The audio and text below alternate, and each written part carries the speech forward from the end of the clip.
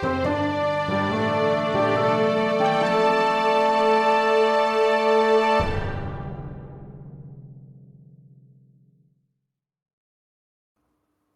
story seekers. We are here still with the incredible Vicky Ball. We're going to ask Vicky some questions, and Vicky, there's nothing you can do about it. You've already said yes. Are you ready? Yep, absolutely. Let's see how ready you are. What is the first story you wrote which meant something to you? Oh, as in my whole life. Yeah, however you want to interpret the question, I think there. Also, does that include the future? Oh, shit. Ooh, I get a bit deep now. I suppose. Well, I suppose as an adult, probably. Well, actually, using the character that I just wrote about in that story. The first kind of novel I wrote was actually about him, Janos.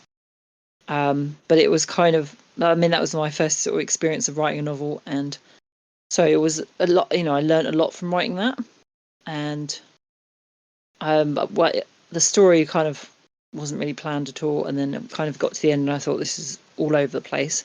I'm not sure I can fix it, so I'm just kind of going to give up on it for now. But but that character, I feel like I know him so well, so I think that's probably the first one that really means something. Yeah. So is that sort of why it means so much? Do you think is that it was you got to know that character so well, so in the future you knew how to get to know characters? Yeah, I guess so. And well, I read it out in my writing group as well, because I have a little writing group where we meet up every other week.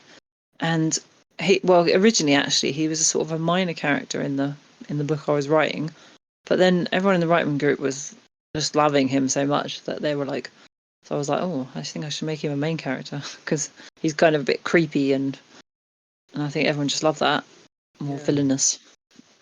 That sounds like a really useful writers group to be sort of almost like focus grouping the writing as you're going along, and then Yeah. sort of knowing where the audience would naturally want the story to shift. Yeah. Yeah, and it was a good sort of safe place where we could just sort of read something out and no one's going to judge you, And Yeah. So So it's like, go on, sorry, Nico. Go ahead. I was going to say, a lot of the people we talk to who are in writing groups, they do say that they're a fascinating, I was going to say tool, but I don't even know if that's the right word. Do you part think? of the process, isn't it? I think. Yeah. Would you? Now that you've done, the process through being part of a writing group, do you think it would be difficult to do it solo without getting kind of mass feedback edited, enjoyment tested along the way? I mean, yeah, I think you can do it without, but I think it's really helpful to have a group like that, because I think it's not only the fact that you're getting feedback from other people, but it's maybe the first time that you're reading it out aloud. And I find that when I'm reading stuff out loud, I notice little bits that don't work, and where previously I thought, yeah, that was okay, but I read it and I think, oh no, that doesn't sound right. So even that is helping, and it's much more fun, obviously, to do it in a group than just sit at home and read it to yourself. Or even on a podcast with Well, yeah. I get it. So I had a question in last week's episode for you, which was off the back of when you read your story, which was that and this may or may not be an interesting question. So if it's not, just ignore it and we'll move on. But so you published two YA thriller novels, and then also this story that with this male character is also like a sort of YA thriller type thing.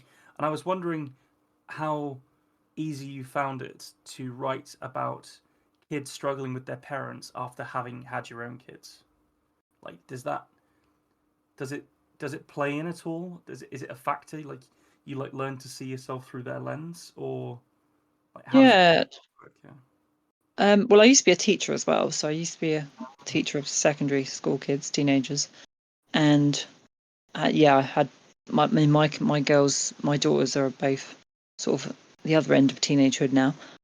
But yeah, definitely teaching kids and being around my own teenagers definitely helped, I think, to kind of but I didn't really intend to write a young adult. I think it just sort of happened that that's what I was writing, and then someone sort of said to me, well, this is like young adult, and it sort of hadn't really occurred to me because it's just sort of,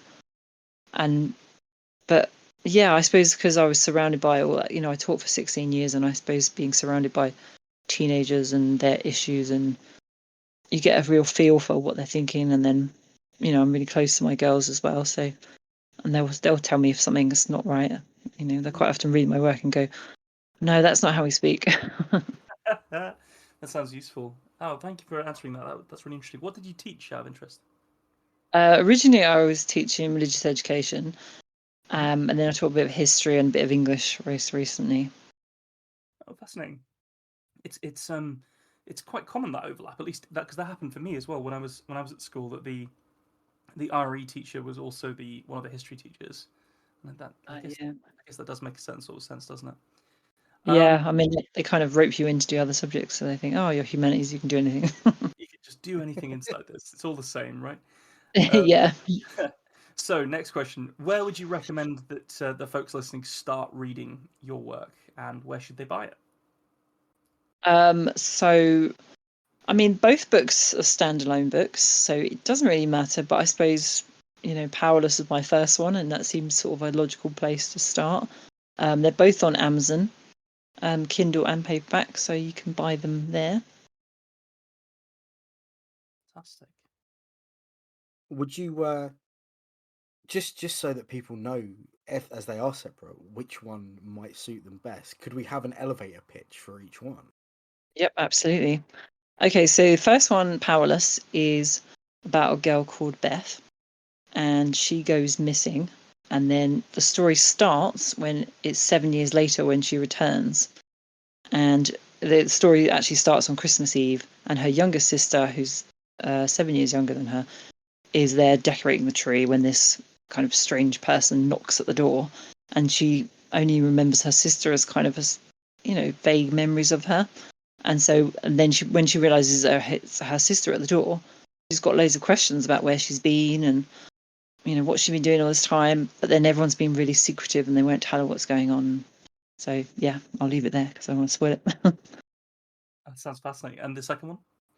So, and then the second one is the main character is called Maddie, and her mum is an alcoholic, and she's kind of got lots of issues with her mum not being very responsible, having all these dodgy boyfriends around, and and Maddie's sort of tired of being the one who's always being responsible.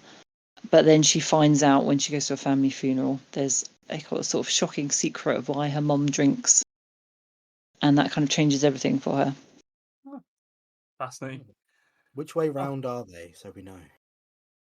So Abandoned is the one with Maddie and the alcoholic mum, and Powerless is the one with the girl that goes missing. And they're standalone, aren't they? They don't. Yes. Yeah. Fantastic. Now, say hypothetically there were two writers and they were being held hostage by a powerful and capricious bibliomancer, and this bibliomancer was hell-bent on filling his magical library with the best books. What novel would you recommend to that wizard to buy those writer podcasters some breathing space? Hypothetically. So any novels? Oh yes, anything. Oh, there's so many good books. Well, it'd probably have to be a thriller, but just I don't know. It's really hard to pick one because I read a lot of indie authors on Twitter. Yeah. And there's some really great thrillers out there. And then, I don't know. There's also a book called Stalin's Door. I don't know if you've seen it on Twitter. That's by an indie author. It's historical fiction. That's a really good book, and it's really sort of got good sort of grounding in the whole Stalin's tale, but it's emotionally beautiful as well, and it's sort of makes you cry. And so yeah, that's a really good book. Oh, wonderful. And this is Stalin. Do you say it was called Stalin's Daughter?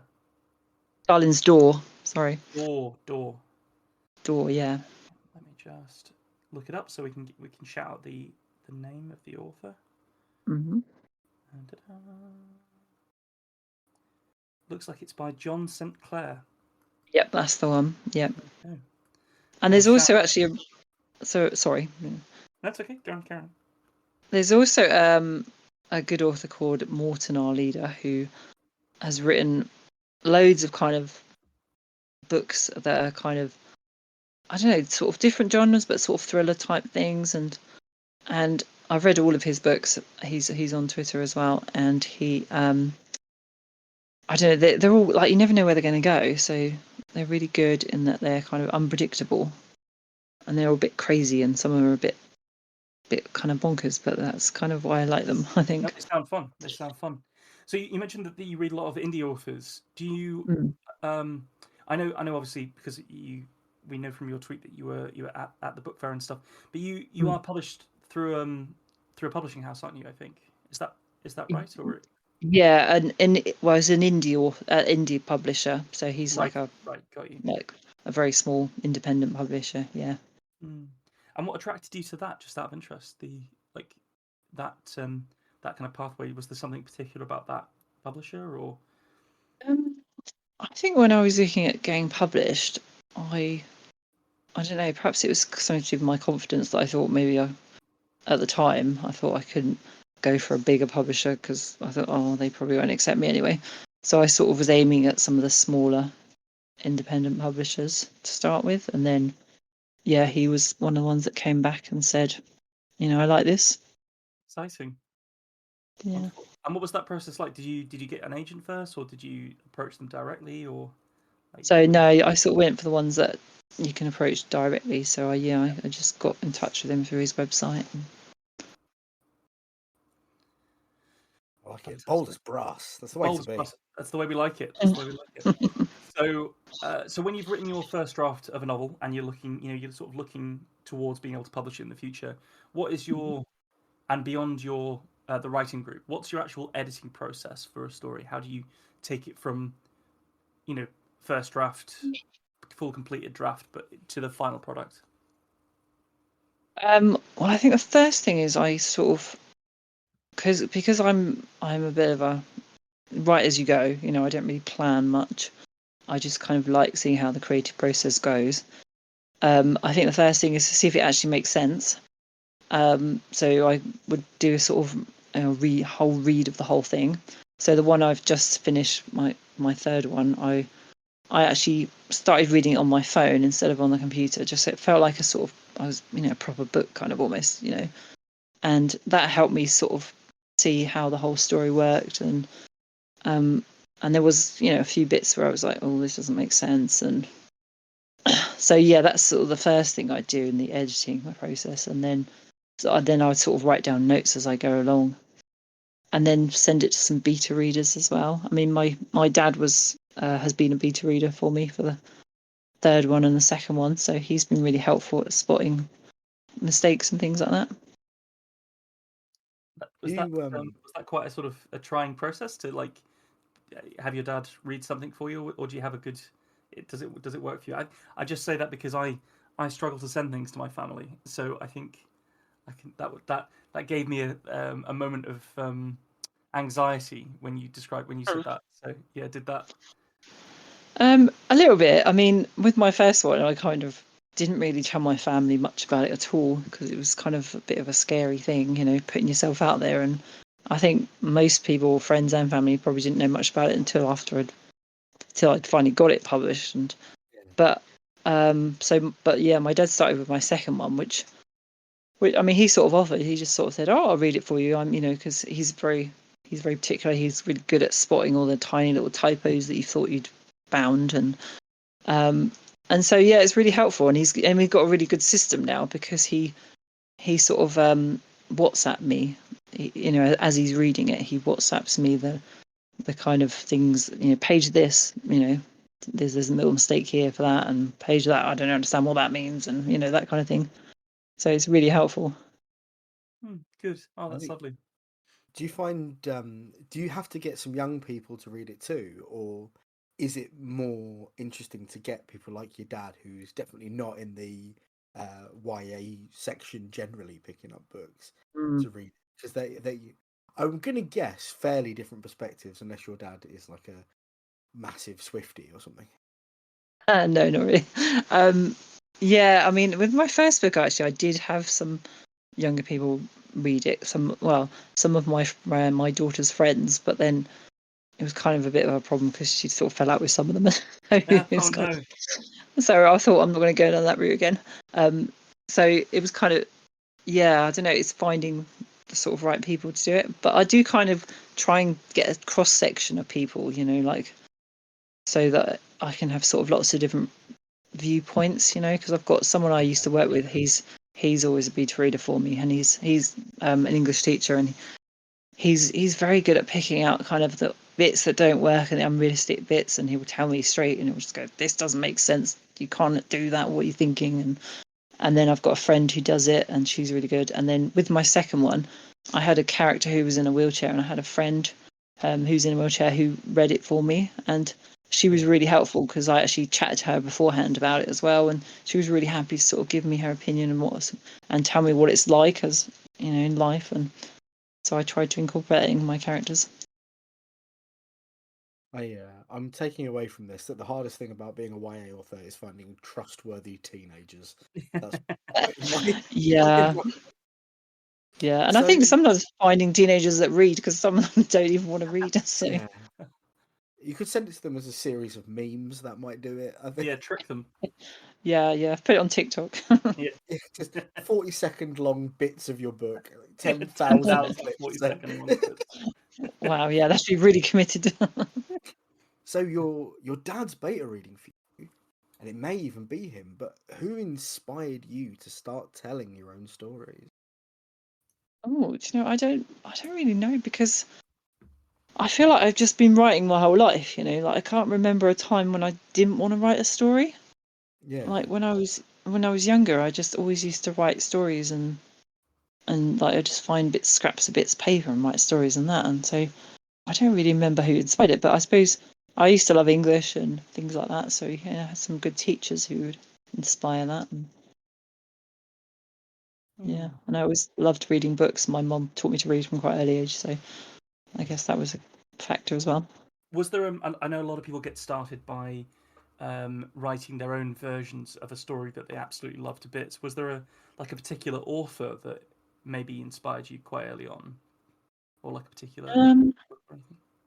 Well, originally when I started writing, I was probably writing more romance types things because that was what I was reading at the time.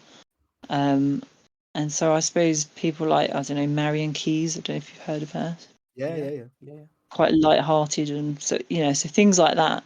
But then somewhere along the line, things got darker, and started reading and writing darker things, and don't quite know how that happened. But I think I just found it more fun to write villains.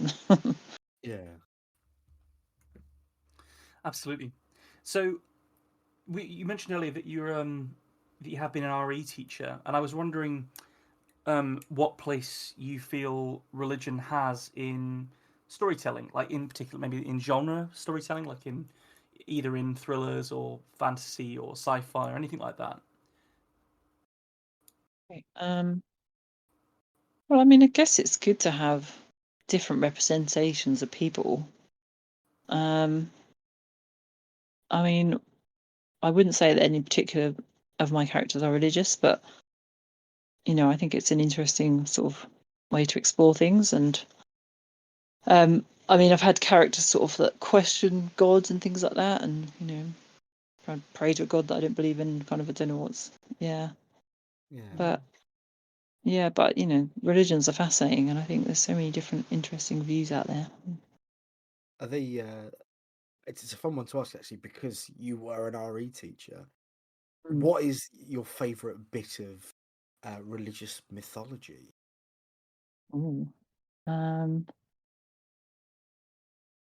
It's mythology. Well, I suppose some of the Hindu gods are kind of a bit crazy and out there, aren't they? Just how they end up with the elephant head and all this, and I don't know. I suppose. Yeah. I'm a big fan of animal-headed gods. I think the Egyptians had it full on Yeah. right. I would like to Everybody know more about them for sure. Yeah, definitely. And there's so many thousands of them as well, which in Hinduism, as gods, which is kind of mind blowing, I think, in some ways. Yeah, absolutely. So yeah, go on, Nico. You go ahead. So when you're picking up books for yourself, what are the themes that you find appealing? Well, definitely thrillers. So I mostly read thrillers. I don't know. I mean, I suppose I'm drawn to sort of ones where the characters are similar age to me,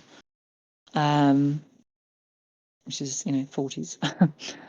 But I don't know. It's just anything that's sort of, but like kidnapping and sort of drama. Anything that's sort of a bit scary and like serial killers. Which sounds really awful, but they're kind of fascinating, aren't they? And but yeah, I mean, I quite like Jodie Becourt as well. Yeah. Just because she always writes about sort of really like sort of what's the word? Sort of hard hitting themes. Like school shootings or leukemia or it's kind of sort of good stories with a moral that kind of make you think as well. They're really good. Do you find that true crimey stuff scratches the itch in the same way, or has it got to be fictionalized? Like, do you get the same thing or a different thing, or? I think I prefer fictionalized. Yeah. But I mean, it is a bit. Yeah, I mean, it's quite fascinating though when you sort of hear about the serial killers and in real life and sort of especially when you sort of think, oh, they were normal people, they were like really friendly people that people had no idea that they were serial killers. And I mean, I find that kind of fascinating. Yeah. That is truly disquieting, isn't it? You can walk Yeah, past somebody and absolutely. then suddenly start thinking to yourself, but what if they're a serial killer? Yeah. It just go there. And I think Yeah. you're saying like these big heavy things happening for the characters, like whether it's serial killing or kidnapping or leukemia or whatever it might be. It does ground a story in a sense of, I don't know, like seriousness, I think. So do you find it's harder to tell, like, is it harder to design a story that can be told convincingly when the stakes are so high, do you think? I guess, yeah, I mean, like, I guess you've got to make it believable. And yeah, I suppose it's hard, especially if you haven't been in that situation yourself, to make it believable. I mean, my first book has got themes of like grooming and stuff, which obviously I haven't been involved in myself. But I did sort of some research about it, but you still have these worries of like, is this realistic? Is this what is actually happens? But then I did have some people that said in reviews, that they worked in sort of to do with things like that, and they said, they thought it was authentic, which I was really happy about. So that was good. Good. So, just generally, do you feel like you are connected to a particular culture or identity? And if so, has it shaped your writing at all? Oh, that's a good question. I don't know really. I mean, it's. I suppose I don't know. I suppose being a teacher and living in Essex, I suppose they will have influenced me in some way. But yeah, I don't know. It's quite a tricky question. I know, at least for our like American audience, I know Essex is it does have quite a strong identity in the UK. I think this idea of Essex is just as strong as like people from Newcastle or Scousers from Liverpool and stuff like that. You watch it, mister. There's two of us here today. Well, that's what I'm saying. But England's very small. We have these really strong regional identities, and I think Essex Yeah. is up there in the top 3 or 4. Yeah, that's true. But I think So people often have these views about Essex, which, yeah, very so stereotypical. stereotypical for sure. But for you, what defines being from Essex, and like how has it impacted your writing? Do you think? I don't know. I mean, it's kind of, I don't know, just, I suppose, I mean, most of my stories are sort of set around Essex, so I suppose it just kind of feels normal for me. So I don't know. It's kind of, It's hard to explain, really. That is a bit of a tricky question, isn't it? Because it's if it's someone where they're very much dyed in the wool from that place, then it can be quite hard to identify how that has affected you because it affects everything. It's like saying, how does the sun affect you? It's like, well, it defines my day. So Yeah.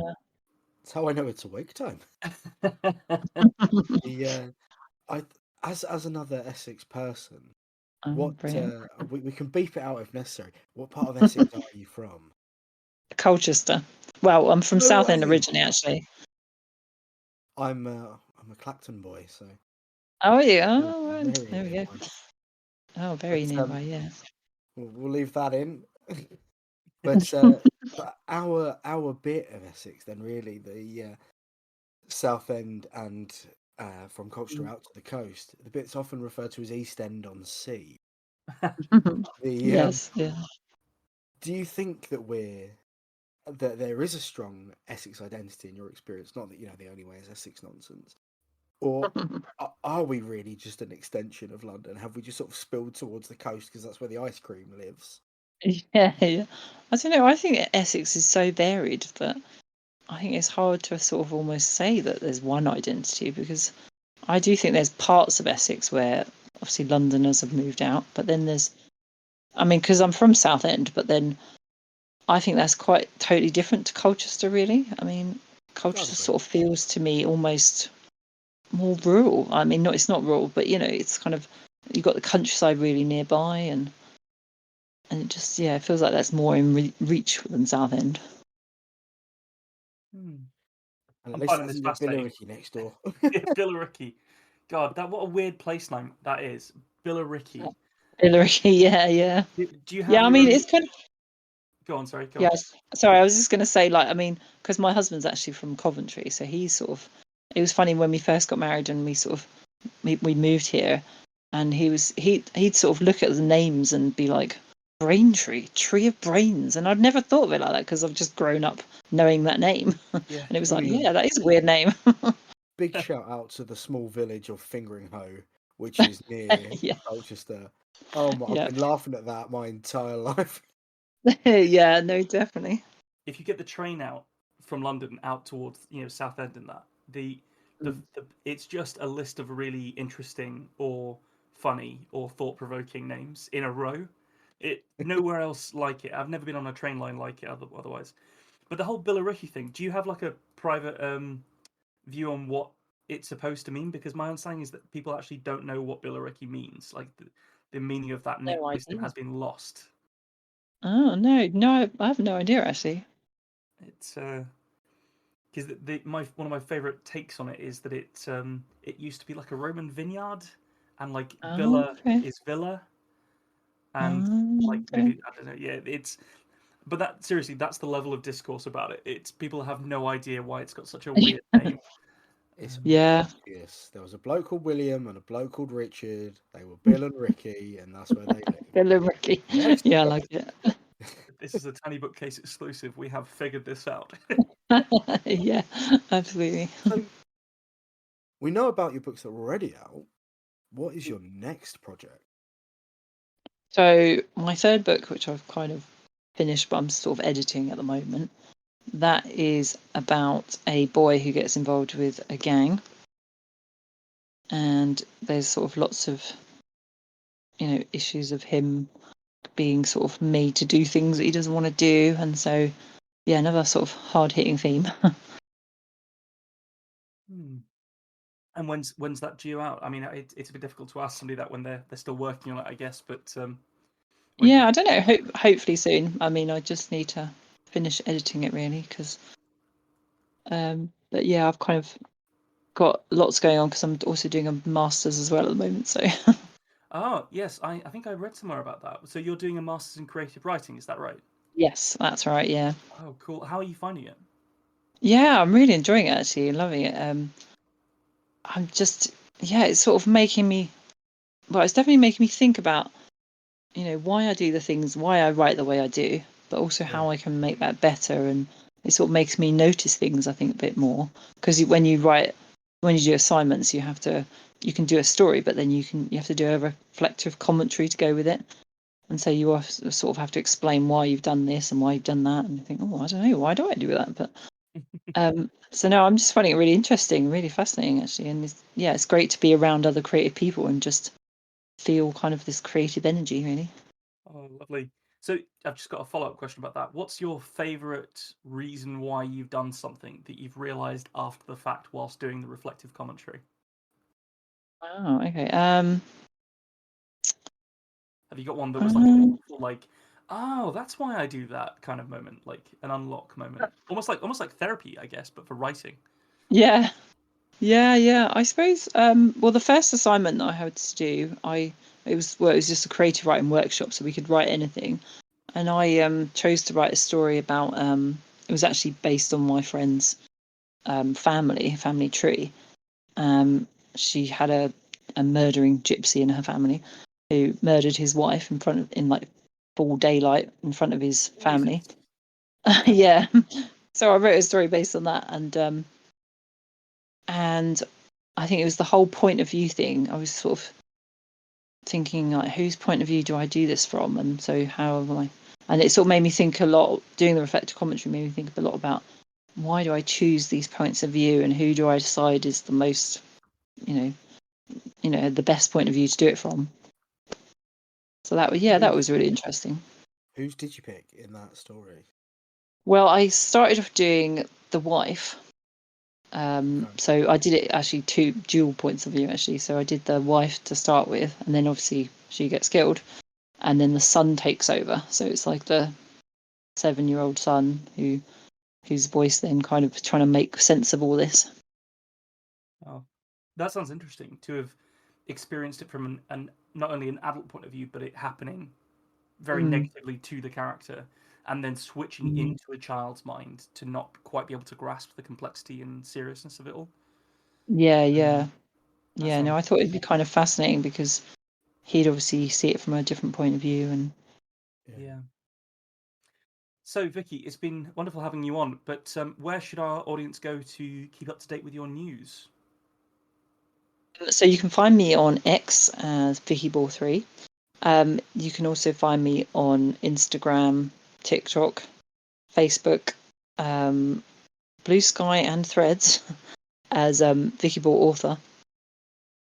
But mainly sort of keep X up to date. Instagram is probably second, and maybe Facebook. But yeah, definitely you can find me on all those things. Wonderful. Well, thank you so much for your time and for chatting with us and telling stories with us and chatting. Thank you for having me. Yeah, it's been lovely. It's been really nice. No, it's been really fun. You could tell some Essex backup. Absolutely. We have to stick together as Essex people. It sort of keeps happening. I need to find some backup from somewhere else. I don't know. I don't know anybody else with my background. Hey, if you're out there and you're up for it, right in. So where are you from? Sort of all over the place, really, but originally from London. But then I also grew up in the northeast and then the northwest. So it's a real mess. Mixture. If you're a real mess, right in. We'd love to have you on. If you are also a hot mess. Fantastic. Thanks, Vicky, and to everyone else. We'll see you next time. Thank you very much. Thanks for joining us for this episode of The Tiny Bookcase. Remember to subscribe, otherwise you're going to miss out on the future fun. Also, tell a friend. If you like this episode, link them to it. We'd be tremendously grateful. You can follow us on Twitter at BookcaseTiny, Facebook at The Tiny Bookcase, and Instagram at BookcaseTiny for updates. Speaking of supporting the podcast, well, magic can only take one so far. The Tiny Bookcase is supported by the generosity of its patrons. Those kind souls have really kept my belly full the last year. Let's cast a spell for them, shall we? For rich ginger tones on their scalp, let us cast the Orangi Hedondo spell for Scott Byrne. And for general fabulousness, why not the Ooh La La, How's Your Mother spell on Matthew McLaren?